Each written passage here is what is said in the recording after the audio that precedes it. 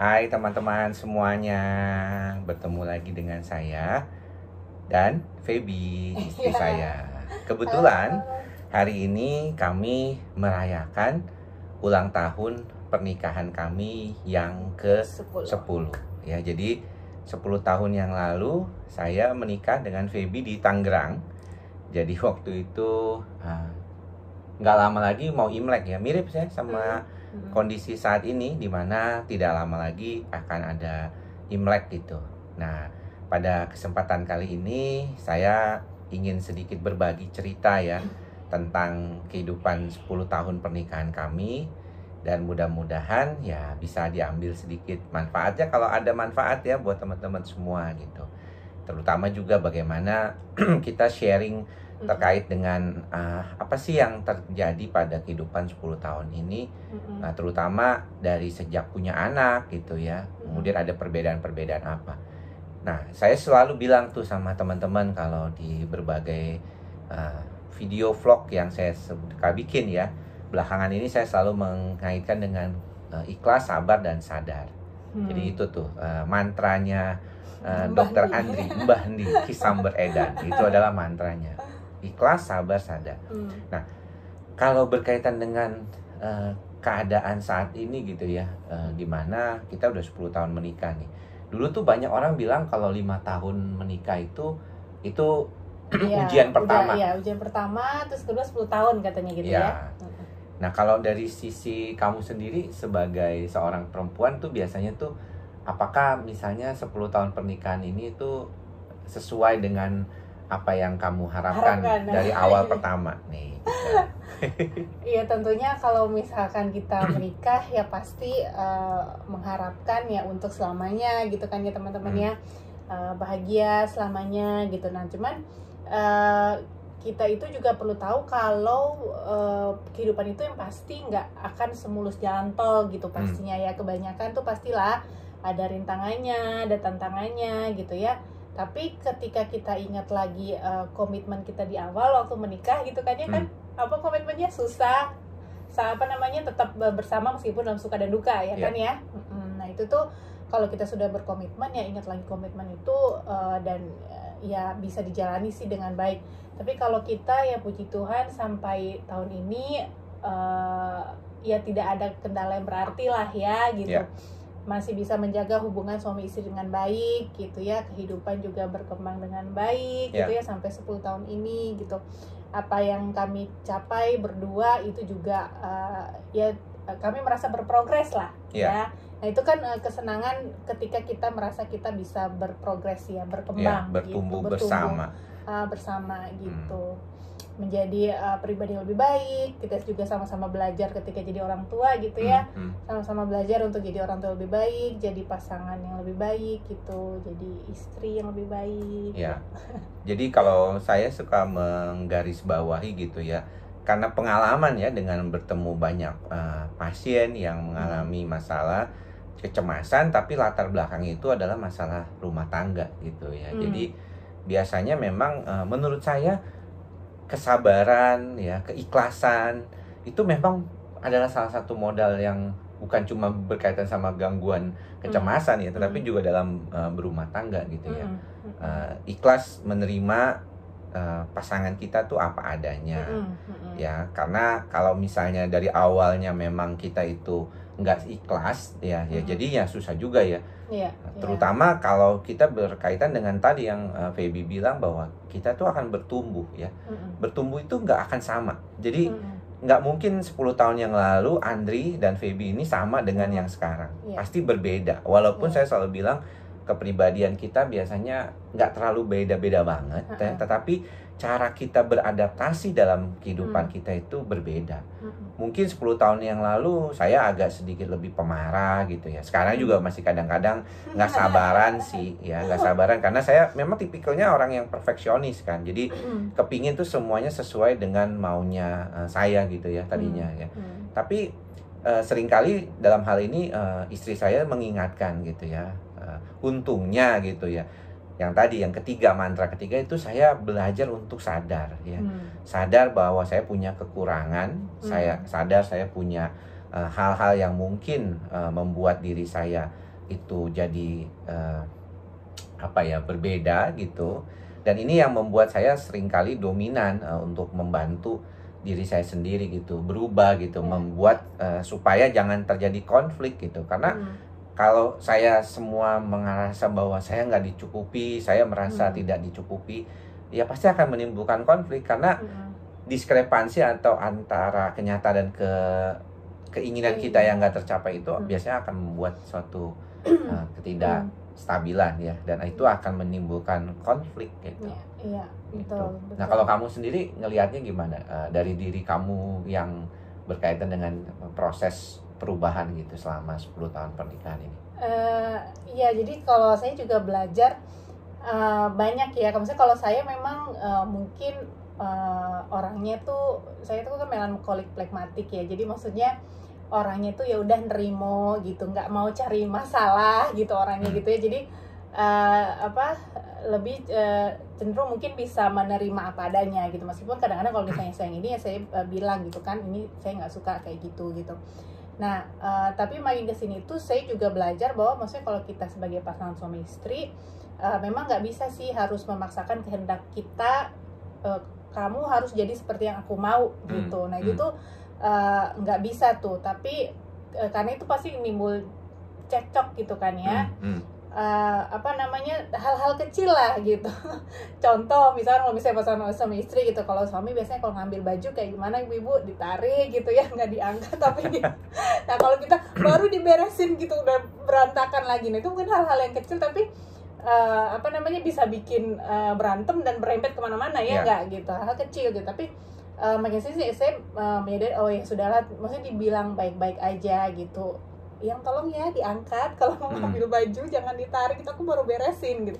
Jadi dibilangin baik-baik aja, jangan penuh emosi gitu. Jadi intinya kita harus mengingat, kita nggak bisa ngubah pasangan kita semuanya seperti apa yang kita mau lah gitu ya, tapi kita bisa membantu dia dan kita juga itu untuk supaya sama-sama tuh lebih baik gitu. Ya.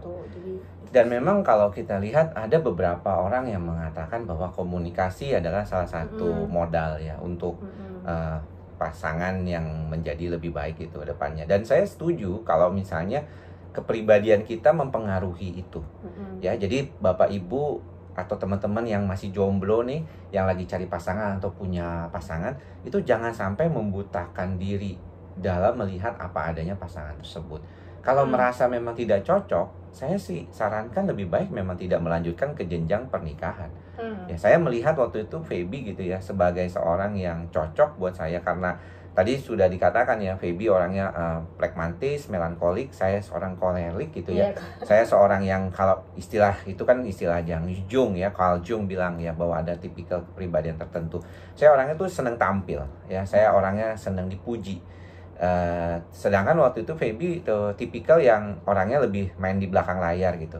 Dan saya waktu itu memang membutuhkan orang-orang seperti itu. Jadi dimana saya didukung ya, tapi saya tidak terlalu jadi pesaing dengan pasangan saya gitu.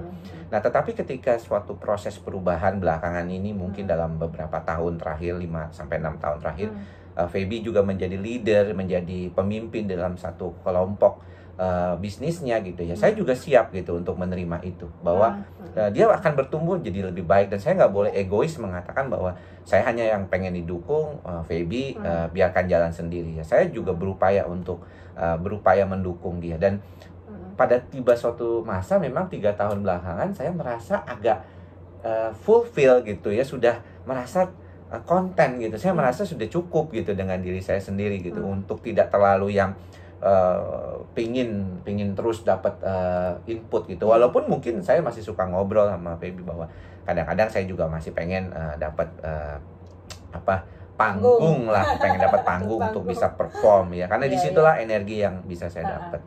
Tapi ya pemahaman tentang kepribadian teman hidup kita, pasangan hidup kita, itu akan membuat kita jadi lebih tahu, dan kitanya juga siap berubah ya. Iya, jadi siap untuk membantu pasangan kita juga lebih baik gitu ya. Jadi nggak mentah-mentah, maksudnya kalau saya perempuan jadinya itu cuman hanya di rumah aja gitu kan ya. Dan itu saya harus memahami itu, bahwa istri saya sebagai dokter dan juga punya punya keinginan untuk berkarir ya. Setidaknya karir itu bukan untuk egois sendiri sih sebenarnya ya. Menurut saya, karena kita ketika berkembang, kita juga berharap bahwa apa yang menjadi salah satu cara kita berkembang ini punya dampak buat orang lain, dan orang lain juga mendapatkan manfaat gitu. Jadi kalau jadi dokter cuman hitungannya mau cari duit aja ya, sama aja gitu ya, cuman egois aja. Tapi kalau kita bilang bahwa jadi dokter adalah cara kita untuk membantu orang lain dan orang-orang di sekitar orang itu sangat bermanfaat tentunya ya. Sama satu lagi yang tadi kan komunikasi ya. Jadi kalau misalnya memang kita juga mau berkarir gitu, suami juga berkarir, ya mungkin kan kita bisa komunikasikan ya tujuan dari kita berkarir itu mau apa gitu kan ya. Yang pasti selain kalau perempuan, semua manusia lah perlu kayaknya apa sih namanya, kayak bukan akuisisi, apa namanya tuh, kayak pengakuan gitu ya. Kayak setiap orang kan pasti butuh seperti itu gitu. Dan ketika kita komunikasi itu, kita tuh berkarir untuk apa. Misalkan kalau misalnya kita pingin menyediakan misalkan dana pendidikan untuk anak-anak itu sebaik mungkin gitu ya. Jadi ketika suatu saat nanti anak-anak besar, misalnya mereka mau sekolah ke luar negeri, kita sudah ready dananya, kita udah ready investasi untuk mereka, pokoknya semua untuk udah ready. Nah, untuk mencapai itu kan sebenarnya butuh sesuatu yang nilai yang besar, nggak kecil gitu kan. Dan ketika kita sama-sama berjuang untuk itu, ya kita bisa saling mendukung gitu ya kan. Jadi itu kayaknya yang perlu dikomunikasikan, kita tuh buat apa sih, berkarir itu tujuannya buat apa, goal gedenya itu buat apa. Jadi ketika nyambung, punya tujuan yang sama, jadi kayaknya kita udah di perahu yang sama gitu ya. Jadi tinggal kamu kayuh di kanan, aku kayuh di kiri gitu. Jadi bisa sama-sama maju gitu. Nah itu juga yang pentingnya apa yang kita sebut sebagai empati gitu ya. Empati terhadap pasangan hidup kita. Saya menempatkan diri saya sebagai breadwinner atau pencari nafkah utama ya. Tetap saya sebagai seorang laki-laki di dalam konteks rumah tangga, saya sebagai pencari nafkah utama ya. Tetapi tadi seperti yang tadi Feby katakan, kita boleh kan punya impian, misalnya saya ingin anak-anak sekolah mendapatkan pendidikan yang tinggi, dan itu saya kira wajar ya. Bukan hanya karena oh kami dokter terus kemudian punya pengen sekolah anak di luar negeri. Saya kira sekarang sekolah di luar negeri juga bisa dengan beasiswa. Artinya saya juga dan kami berdua ingin menyiapkan anak-anak itu dalam sekolah yang mendukung dia untuk pergi bisa ke luar negeri suatu saat nanti gitu. Nah, salah satu empatinya adalah ketika saya berhadapan dengan situasi kehidupan sehari-hari, saya tahu bahwa istri juga membutuhkan ruangan, walaupun beliau kerjanya di WFH nih ya, di rumah gitu ya. Tetapi tetap saya kan, dia tahu kan dia harus ngajar anak pagi, juga nemenin si kecil yang baru kelas 1 SD untuk daring gitu ya. Jadi kalau saya pulang itu kita tahu bahwa oh ya, kita nggak pengen selalu misalnya mentang-mentang saya pulang jam 7 terus saya pengen ditemenin terus sampai saya tidur. Saya juga tahu bahwa waktu saya tadi kerja pun Feby harus menemani teman anak-anak gitu ya. Terus kemudian juga ada beberapa kerjaan rumah tangga, kemudian juga harus ada pembagian waktu. Jadi saya juga berempati untuk tidak selalu menuntut bahwa lu harus begini dong, aku nih harus ditemenin dong, aku kan udah capek cari kerja nih, kamu harus temenin aku gitu. Itu enggak juga sih. Iya. Di satu sisi ya kita sebagai perempuan juga pastinya harus ngerti gitu ya. Oh, ada porsinya gitu, maksudnya waktu kita untuk suami pastinya yang pastinya ya nggak semua waktu kita untuk kerja gitu kan. Karena waktu me time berdua itu juga penting banget gitu kan. Setidaknya kalau kita bisa makan malam bareng-bareng gitu kan ya, usahakan selalu makan malam bareng-bareng kalau sekarang ini ya. Jadi sambil makan malam tuh sambil bisa ngobrol, setidaknya 1 jam itu udah ngobrol. Nah habis itu kita lanjut lagi tuh masing-masing, saya meeting, dia ngapain gitu. Jadi ada waktu lah, nggak perlu terlalu banyak, tapi kualitasnya yang lebih terutama. Dan yang paling penting mungkin di dalam kehidupan rumah tangga adalah kita selalu merasa bahwa pasangan kita itu ada. Kenapa saya bilang begitu? Karena banyak orang yang setiap hari ketemu, tapi dia merasa bahwa pasangannya itu nggak ada buat dia. Jadi kalau kita merasa pasangan itu ada buat kita, itu kita juga nggak akan berani macam-macam melakukan hal yang aneh-aneh. Karena merasa ini pasangannya ada di sebelah saya loh gitu. Dan dimanapun berada, saya tahu ya teman-teman, kalau dulu pergi ke luar negeri selalu sendiri. Ya, istri saya tidak pernah ikut, hampir tidak pernah ikut ya. Kalau saya tugas sebagai udah jauh bisa dibilang tidak Cuma pernah ikut. satu kali ya. Ya, yang benar-benar karena kongres ya. Kalau kongres aku kan selalu sendiri. Dan itu selalu saya bicara dengan diri saya bahwa saya ditemani oleh keluarga saya gitu ya. Di dalam hati saya selalu mengatakan demikian. Karena kalau enggak itu akan jadi problem juga ya. Kalau kita merasa gue kok nggak ada temennya, gue nggak ada peduli apapun yang gue lakukan, kayaknya nggak bakalan ada yang peduli tuh pasangan gue gitu. Itu akan banyak alasan untuk melakukan hal-hal yang aneh-aneh ke depannya. Iya, makanya kan maksudnya rasanya ada itu kan ketika ya kita tuh ada kontak dan komunikasi gitu ya. Jadi ada care juga, kepedulian gitu yang kita tunjukkan ke apa namanya, ke pasangan gitu ya. Ya mungkin tindakan-tindakan kecil kalau apa namanya, menurut saya gitu ya. Jadi kalau saya kayak kita misalnya lagi habis makan malam, saya jam 8 saya harus ada meeting dan dia ada kerjaan, itu apa namanya, aku meeting dulu ya, aku ke atas dulu atau apa gitu, dan kasih tahu gitu. Kiss dia gitu, kasih sayang gitu, kayak mau kemana aja, tapi padahal cuma ke kamar doang, ke atas gitu, saya mau meeting gitu. Jadi mungkin kayak gitu-gitu. Dan kalau dia juga tuh seperti itu, kalau misalnya apa namanya, aku mau IG live dulu nih, mau apa dulu gitu, harus ke kamar atau ke ruang kerja apa gitu. Jadi itu kebiasaan kita kayaknya ya, dan memang rasanya itu ketika itu menjadi kebiasaan ya enak aja, kita tetap merasa tuh dia ada meskipun dia lagi kerja gitu. Jadi ada restu dari pasangan, seolah-olah ada restu dari pasangan bahwa kita mau kerja dan kita melakukan seperti ritual untuk kiss dulu gitu. Bahkan saya pernah mengatakan tuh pada istri saya, gara-gara dulu saya pernah saking terburu-burunya pulang praktek, nggak keburu langsung ke atas gitu ya, langsung mandi dan kemudian IG live waktu itu agak kacau gitu IG live saya gitu ya. Kayaknya nggak mendapatkan dorongan semangat gitu dari istri gitu ya. Tapi ya itu mungkin makanya saya bilang selalu mind setting itu penting gitu ya. Jadi tadi kita udah ngomong sedikit banyak tentang 10 tahun pernikahan kami gitu ya. Tentunya ada banyak hal-hal yang selalu ada konflik juga kadang-kadang yang bisa. Tapi yang paling penting tuh menurut saya ya, dan kami setuju itu, jangan membiarkan konflik itu berkepanjangan. Iya, benar. Dan kalau ada yang nggak enak tuh sebaiknya lebih baik diomongin. Karena banyak juga kita tuh orang numpuk-numpukin ya, kesel-keselnya dia sama pasangan, terus tiba-tiba ada sesuatu yang besar, kemudian keluar semua yang disimpan gitu ya. Lalu dikumpul semuanya. Dan ya saya nggak pernah malu untuk mengatakan maaf ya duluan kepada pasangan ya kan? Karena saya orangnya tuh nggak bisa diajak lama-lama diam gitu. Jadi kalau istri saya udah inget banget nih, kalau Feby kalau dia udah mulai diam aja, wah saya tahu nih ada yang salah nih pasti nih ya. Gue nggak ngelakuin yang salah apa. Gitu. Jadi udah pasti ngerti gitu. Kalau saya sih selalu orangnya sangat frontal ya. Kadang-kadang itu juga saya harus ingetin diri saya sendiri bahwa kalau ada sesuatu yang nggak enak buat saya langsung main ngomong gitu. Dan kadang-kadang mungkin dulu ya kayaknya memang sering juga diprotes sama istri. Terlalu jujurnya tuh terlalu apa adanya gitu, ngomong langsung gitu, nggak pakai ini gitu, nggak pakai saringan gitu.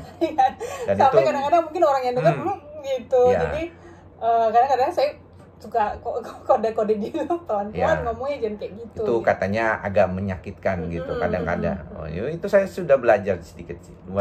Mudah-mudahan jauh lebih baik ya. Nanti kalau saya ngomong mungkin saya akan jauh lebih lebih halus. Iya, lebih halus gitu ya, menyenangkan perasaan orang lain. Iya, itu juga saya perlu belajar gitu. Mungkin karena straight to the point gitu ya. Jadi diajarkannya juga gitu. Ya, mudah-mudahan apa adanya itu. Mana saya orang lihat, ya udah lu gue begini gitu kan. Tapi ya memang mungkin kita perlu beradaptasi ya selalu. Apalagi dalam kehidupan rumah tangga. Mungkin kalau saya ke teman-teman sejawat, boleh ya orang lihat saya begitu gitu ya, apa adanya, nggak ditutup-tutupi kayak gitu kan. Iya. Jadi istilahnya kalau dalam kehidupan rumah tangga ada masalah, jangan sampai lebih dari 1 hari lah. Ya, jangan sampai dibawa ke tempat tidur, pokoknya sebelum naik tempat tidur tuh udah selesai gitu. Udah beres, hati udah tenang gitu, udah sama-sama plong gitu ya.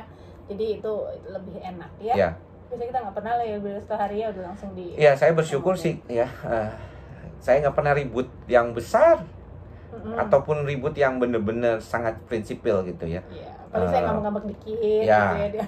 Karena kalau ribut yang prinsipil ini emang repot juga. Saya tahu tuh ada beberapa repotnya orang tuh dengan ribut yang prinsipil. Ribut prinsipil tuh biasanya tentang keluarga besar, keluarga besar nih. Iya. Ini yang paling susah nih ya. Misalnya mertua dan orang tua kita ya. Itu memang paling susah tuh kalau udah ribut tuh. Sama financial, sama anak. Nah, jadi si istri pengennya begini, si suami pengennya begini. Itu juga sering jadi konflik. Ya itu makanya saya bilang tadi, suami istri itu benar-benar sangat perlu untuk berada dalam satu perahu. Karena kalau satu mau ke sana, satu ke sini, gimana majunya gitu ya, kan ya. Betul. Jadi kalau ketika kita sama-sama merasa dalam satu perahu gitu ya, bertanggung jawab sama perahu ini gitu ya, rumah tangga kita maksudnya. Jadi ya harusnya ya sepakat lah. Jadi misalkan sepakat dengan keputusan apapun yang udah diambil, hasilnya bagaimana ya, kita udah maksudnya udah bertanggung jawab sama keputusan kita bersama itu gitu. Jadi jangan terlalu keras kepala gitu ya. Jadi harus itu tadi adaptasi. Iya, adaptasi. Ikhlas, sabar dalam menjalani kehidupan ini dan menyadari, sadar. Ikhlas, sabar dan sadar. Itulah mantra Ki Samber Edan. Ya, thank you teman-teman ya yang sudah mau mendengarkan kami. Semoga bermanfaat. Karena kami juga bukan, saya kira tuh kita tuh ya role model dalam pernikahan juga ya nggak disebut bagus-bagus amat begitu ya.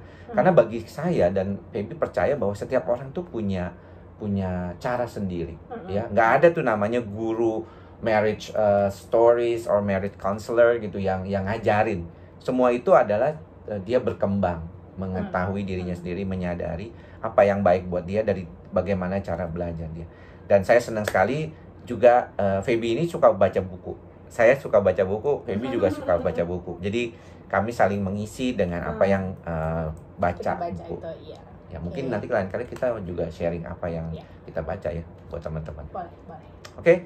Mohon doanya teman-teman supaya kami tetap langgeng, tetap bisa memberikan yang terbaik buat diri kita berdua dan juga orang-orang yang kita sayangi. Semoga teman-teman semua juga yang menonton mempunyai diberkahi kebahagiaan dalam rumah tangganya gitu ya. Kalau yang masih single mungkin ya bisa segera mendapatkan pasangannya sesuai diinginkan lah. Ya. Dan yang penting jangan cuma berpikir itu hanya ya udah nanti kalau udah dapat pasangan terus ganti, kalau udah nggak suka jangan. Kalau udah nikah harus benar-benar mempertahankan komitmen itu. Ada janji pernikahan ya. Thank you semua. Bye-bye. Bye-bye. Semoga semua makhluk berbahagia. Bye.